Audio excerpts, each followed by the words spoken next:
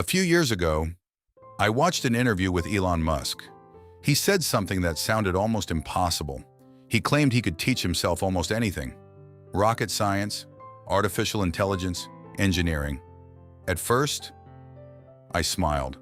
I thought, well, you're Elon Musk. Of course you can. But then, I couldn't stop thinking about one simple question. What if Elon Musk's memory isn't his real advantage? What if the real secret is the way he learns? That question stayed with me for weeks. So I decided to do something different. I stopped studying Elon Musk, and I started studying how people learn.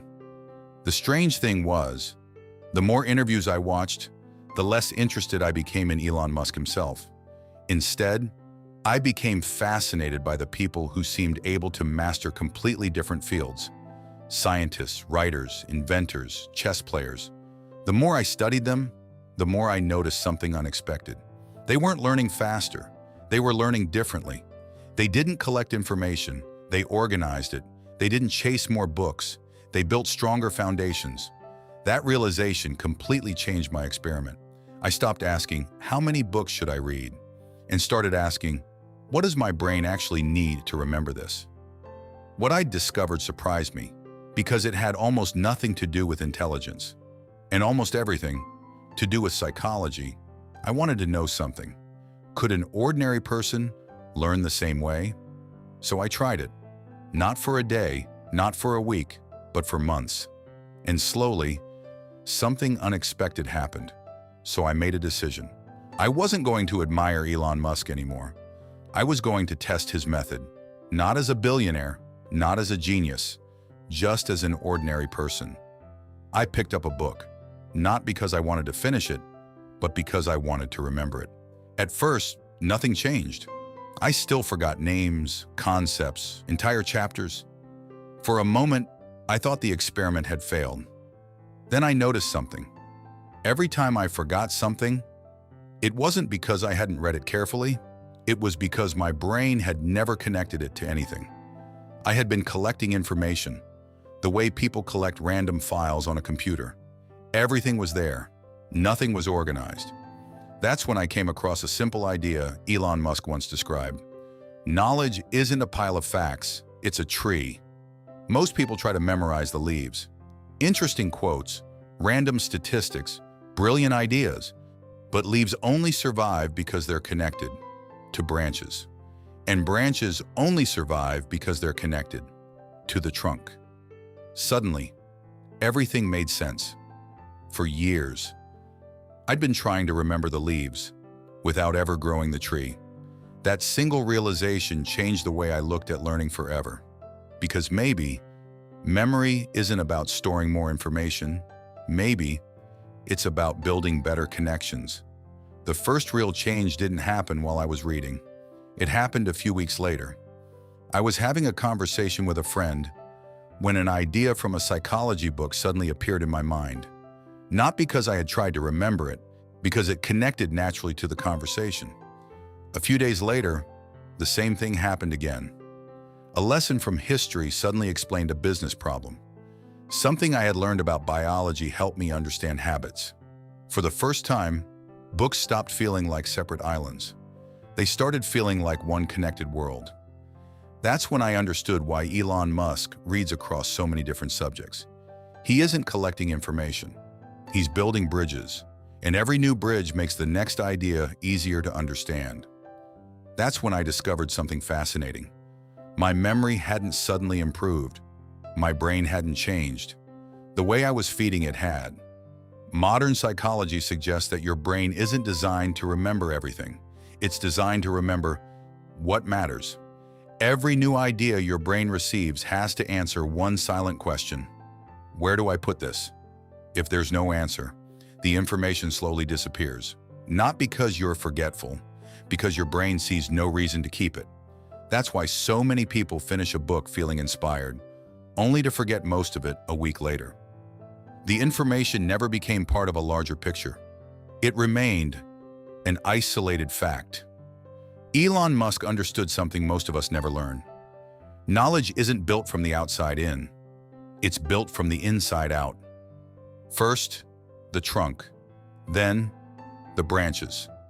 Only then, the leaves. Psychologists call this building mental frameworks. Musk simply calls it a tree. The name doesn't matter. The principle does. Once your brain understands the foundation, every new idea immediately finds its place. That's also why reading widely is so powerful. A psychology book suddenly explains a business problem. A physics principle helps you understand economics. A biography teaches resilience. Ideas begin connecting, even when they come from completely different worlds. Your brain loves patterns. The more connections it discovers, the less it has to memorize. Then I realized something else. The people I had always admired weren't carrying bigger brains. They were carrying better mental maps. Think about walking into a library where every single book has been thrown onto the floor. Every title is there. Every page exists. But finding the one thing you need takes forever. Now imagine that same library, perfectly organized. Every book has a shelf. Every shelf belongs to a section. Every section belongs to a floor. Nothing has changed. The books are exactly the same. Only the structure is different. That's what your brain is trying to build every time you learn something new. Not a warehouse of random facts, but a map. And once your brain has a map, it stops trying to memorize everything. It simply knows where to find it. From that day on, I stopped measuring my progress by how many books I finished. Instead, I paid attention to something much more important: the quality of my questions. I noticed that every great book no longer gave me answers. It gave me better questions. Questions that stayed with me long after I had closed the last page. Slowly, I stopped reading to collect information. I started reading to build understanding. The strange thing was, I wasn't remembering more because I was trying harder. I was remembering more because every new idea finally had a place to belong. Instead of floating through my mind, it became connected to something I already knew. Psychologists sometimes describe this as meaningful learning. The brain remembers understanding far longer than memorization. That's why two people can read exactly the same book and walk away with completely different results. One remembers isolated facts, the other builds a completely new way of thinking. That's when I realized, learning isn't measured by how much you can repeat. It's measured by how differently you see the world after you've learned something. And once that shift happens, forgetting becomes surprisingly difficult because you're no longer trying to remember the information. You're simply living it. Something else surprised me even more. The fastest way to discover whether you've truly learned something isn't reading it again. It's trying to explain it. Learning by teaching. The moment you explain an idea in your own words, your brain starts rebuilding it, not copying it, rebuilding it. That's why teachers often remember more than students. Not because they're smarter, because they constantly reorganize knowledge. And then I understood something I wish I'd learned years ago. I didn't start reading more. I started reading differently. Looking back, I realized something I had never noticed before. For years, I had measured learning by quantity. How many books, how many pages, how many notes. But none of those things had actually changed me. Understanding did. The books I remembered most weren't the ones with the most highlights.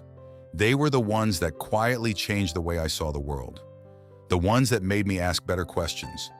The ones that challenged ideas I had believed for years. That's when reading stopped becoming a hobby.